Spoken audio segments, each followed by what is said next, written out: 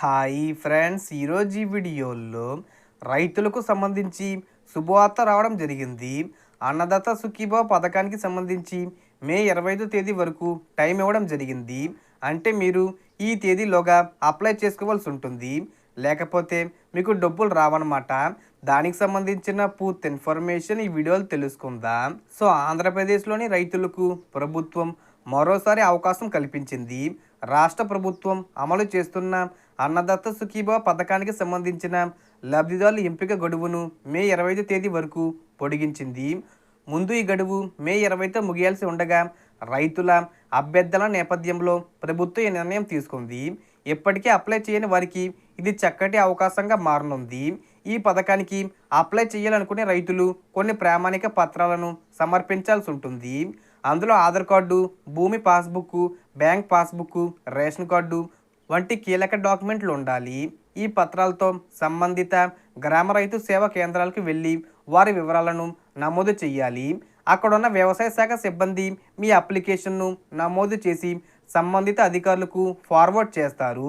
రైతు సేవా కేంద్రాల్లో అందించిన పత్రాలను జిల్లా స్థాయిలో ఉన్న అధికారులు పరిశీలిస్తారు. రైతు పేరు మీద ఉన్న భూమి వివరాలు బ్యాంక్ ఖాతా సరిపోలే విధంగా ఉన్నాయా లేదా అనేది పరిశీలించబడుతుంది.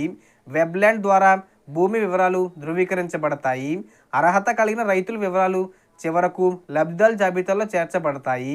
ఈ ప్రక్రియ పూర్తయ్యే వారికి ఆర్థిక సహాయం అందుతుంది. సో అన్నదాత సుఖీభావ పథకం ద్వారా ఒక్కొక్క రైతు కుటుంబానికి సంవత్సరానికి 20,000 రూపాయల వరకు ఆర్థిక సహాయం అందుతుంది. ఇందులో 6,000 రూపాయలు కేంద్ర ప్రభుత్వం అందించే పీఎం కిసాన్ నిధులు కాగా మిగిలిన 14,000 రూపాయలు రాష్ట్ర ప్రభుత్వం మంజూరు చేస్తుంది. ఈ మొత్తాన్ని 3 విడతలుగా రైతుల బ్యాంక్ ఖాతాల్లో నేరుగా జమ చేయనున్నారు. రైతులు ఎలాంటి మధ్యవర్తులు లేకుండా నేరుగా లబ్ధి పొందే విధంగా ఈ పథకాన్ని రూపొందించారు. ఈ పథకానికి ఇప్పటికే అప్లై చేసిన రైతులు తమ అప్లికేషన్ స్టేటస్ను ఆన్లైన్లో సులభంగా తెలుసుకోవచ్చు. దానికోసం మీరు అధికారిక వెబ్సైట్ అయిన అన్నదాత సుఖీభవ .ap.gov.in సందర్శించాలి. హోమ్ పేజీలో కనిపించే నో యువర్ స్టేటస్ అనే ఆప్షన్పై క్లిక్ చేయాలి. తర్వాత మీ Aadhaar number, captcha code enter చేసి సెర్చ్ బటన్పై నొక్కాలి. అనంతరం మీ దరఖాస్తు స్టేటస్ తెరపై డిస్ప్లే అవుతుంది. ఆన్లైన్లో చెక్ చేసుకోవడం తెలియని వారు రైతు సేవా కేంద్రాల్లోని సిబ్బందిని సంప్రదించి స్టేటస్ తెలుసుకోవచ్చు. ఈ పథకం అమల్లో కుటుంబాన్ని ఒక యూనిట్గా పరిగణిస్తున్నారు.